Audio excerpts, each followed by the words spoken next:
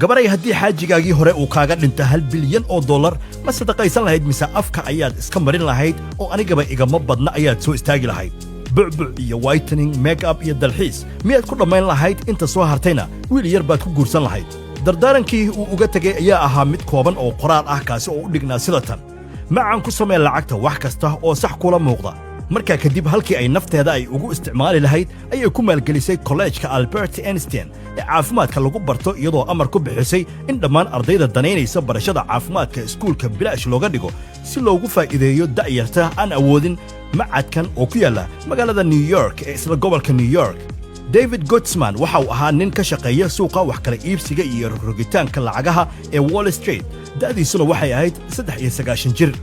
qofta go'aankan adag qaadatay ayaa si weyn u soo jeedatay indhaha dadweynaha Mareykanka oo dhan maadaama deeqdu ahayd deeqdii caafimaad ee ugu ballaarnay taariikhda abid ee gudaha Mareykanka ka dhacda Dr. Ruth L. Gottesman waxay ahayd dadka daneeya waxbarashada gaar ahaanna dhinaca caafimaadka waxay ogeyd in iskuulkan ay dad badan dib ay uga joogsadeen kadib markii ay awoodi kari waayeen qarashka la iska rabo si ay derbigaasi ay u jabiso ayay go'aan ku gaartay in ay kollejkiiba bilaash amaba lacag la'aan dadweynaha ay uga dhigto